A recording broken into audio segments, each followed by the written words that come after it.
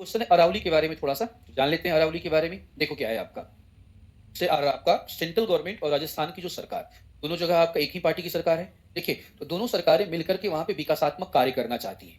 Plus Rajasthan का जो area है, उस राजस्थान के एरिया में एग्रीकल्चर लैंड का कमी है। ठीक है। प्लस आपका राजस्थान के बहुत बड़े हिस्से में अरावली पर्वत का विस्तार है।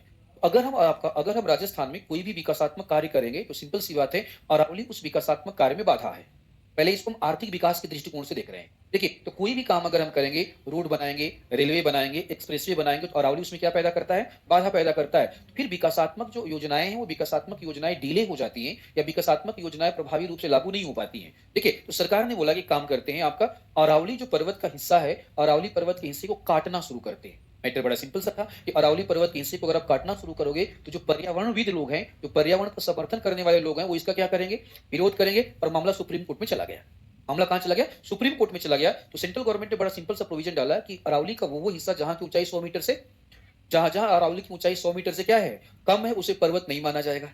अब मोर देन अरावली का 70% हिस्सा ऐसा है जहां पे ऊंचाई 100 मीटर है ही नहीं। देखिए, 70% हिस्सा ऐसा है जहां पे अरावली का ऊंचाई 100 मीटर से ज्यादा नहीं है। तो सुप्रीम कोर्ट में जब ये मामला गया, तो सुप्रीम कोर्ट क्या कहते हैं, सरकार के द्वारा दिए गए जो एविडेंस थे, सरकार के द्वारा दिया गया जो प्रपोजल था, उसको एक्सेप्ट कर लेती है। यानी कि सुप्रीम कोर्ट भी रेडी हो गई कि हाँ ठीक है, जहां जहां 100 मीटर से गहरा, 100 मीटर से ऊंचाई कम है, उसको अरावली नहीं माना जाएगा, उसको मैदान माना जाएगा। क्या माना जाएगा? मैदान माना जाएगा। इसका मतलब ये हुआ, आपका समझो क्या कहते हैं, इसका मतलब ये हुआ कि इसकी सेंट्रल गवर्नमेंट को, केंद्र सरकार को, सेंट्रल गवर्नमेंट को एक तरीके से सुप्रीम कोर्ट से क्या मिल गया? सुप्रीम कोर्ट से हरी झंडी मिल गई कि अब वो क्या कर सकती है, अरावली वाले हिस्से का कटाव करके वहां पे विकास की योजनाओं को चालू कर सकती है। अब अरावली वाले हिस्से को सेंट्रल गवर्नमेंट, आपका राज्य सरकारें वहां की काट करके वहां पे खेती करेंगी, वहां पे रोड बनाएंगी, एक्सप्रेसवे बनाएंगी, हाईवे बनाएंगी, वहां पे आप रेजिडेंशियल कॉलोनी, वहां पे आपका आवासीय कॉलोनियां बना देंगी आदिवासियों में, और इस प्रकार विकास का कार्य होता चला जाएगा। इसको हमने देखा केवल अभी आर्थिक परिप्रेक्ष्य से। इससे देखा हमने आर्थिक परिप्रेक्ष्य से। तो अगर हम इकोनॉमिक दृष्टिकोण से देखें, आर्थिक परिप्रेक्ष्य में अगर हम देखें, तो ये प्रोजेक्ट गलत नहीं है। शब्दों पे ध्यान देना मैं क्या बोल रहा हूं। अगर हम आर्थिक विकास के दृष्टिकोण से देखें, इस दृष्टिकोण से देखें, आर्थिक विकास के दृष्टिकोण से देखें, तो ये प्रोजेक्ट क्या कहते हैं, ये प्रोजेक्ट वहां के लोगों का आर्थिक विकास करेगा। वहां के लोगों का क्या कहते हैं, आप लोग जो गरीब लोग हैं, वहां के लोग जो मेन धारा से नहीं जुड़ पाए हैं, उससे जोड़ने का काम करेगा।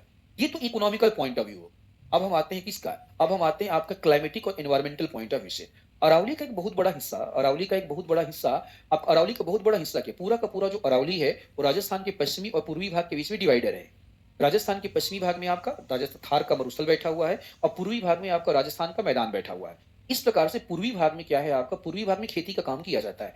जब इस अरावली पर्वत के बहुत बड़े हिस्से को काट दिया जाएगा, अरावली के बहुत बड़े हिस्से को काट दिया जाएगा, तो सीधे हवाएं क्या करेंगी, रेत को लेकर के पूर्वी भाग में आएंगी। रेत को लेकर के पूर्वी भाग में आएंगी, तो मिट्टी में रेत का परसेंटेज क्या होगा, बढ़ेगा, जिसके कारण मिट्टी की उर्वरक क्षमता क्या होती जाएगी, कम होती जाएगी, और धीरे धीरे ही सही आपका मरुस्थलीकरण के कारण मिट्टी बंजर हो जाएगी। Point number 1।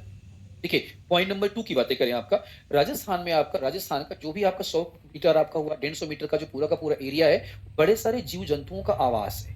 क्या है वह? बहुत सारे जीव जंतुओं को आवास है, वो प्राकृतिक आवास है। अगर इसे नष्ट किया जाएगा, तो जो यहाँ पे रहने वाले जंतु हैं, उनका प्राकृतिक आवास क्या हो जाएगा, नष्ट हो जाएगा। प्राकृतिक आवास अगर नष्ट हो जाएगा, तो बड़ा सिंपल सा बात है आपका कि यहाँ पे जैव विविधता में क्या आएगी, जैव विविधता में कमी आएगी। तीसरा, अगर यहाँ पे हम कंस्ट्रक्शन के काम करेंगे, हाईवे बनाएंगे, रोड बनाएंगे, एक्सप्रेसवे बनाएंगे, ऊंची ऊंची इमारतें बनाएंगे, तो टेम्परेचर और ज्यादा इंक्रीज होगा, तापमान और ज्यादा क्या होगा, तापमान और ज्यादा बढ़ेगा। और इस रीजन में तापमान अगर और ज्यादा बढ़ेगा, तो सिंपल सी बात है, आपका आपका लू का आपका इफेक्ट, या कह सकते हो आपका, उसको आपका हीट वेव कहते हैं। क्या बोलते हैं? हीट वेव का इंपैक्ट बढ़ जाएगा।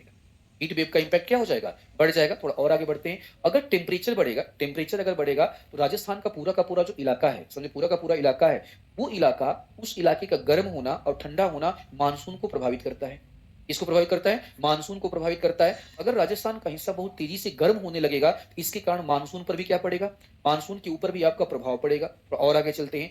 जलवायु परिवर्तन का इंपैक्ट अगर बढ़ेगा, इसका मतलब ग्लोबल वार्मिंग का प्रभाव क्या हो जाएगा, बढ़ जाएगा। ग्लोबल वार्मिंग का प्रभाव अगर बढ़ जाएगा, तो सूखे जैसी समस्या और ज्यादा क्या हो जाएगी, बढ़ जाएगी। केवल सूखा ही नहीं, आपका होने वाली बारिश के पैटर्न में भी क्या आ जाएगा, चेंजेस आ जाएगा। तो सूखे जैसी समस्या बढ़ सकती है, और शहरों में आने वाली जो बाढ़ है, जिसे हम शहरी बाढ़ कहते हैं, इसका भी क्या कहते हैं, फ्रीक्वेंसी क्या हो सकता है, बढ़ सकता है। इतने सारे आपके एनवायरमेंटल और क्लाइमेटिक इंपैक्ट पड़ सकते हैं।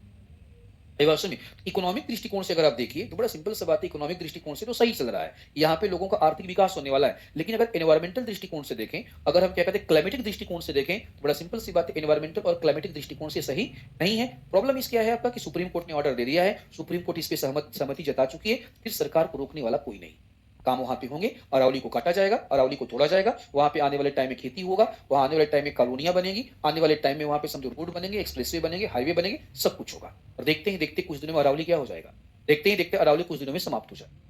आई बात समझ में? तो ये आपका इसके पॉजिटिव इम्पैक्ट है और ये इसके क्या है? नेगेटिव इम्पैक्ट है आपका। ठीक है, तो जिन लोगों का भी क्वेश्चन था, मुझे लगता है कि उनका डाउट क्लियर हो गया होगा। ठीक है, चलते हैं आगे।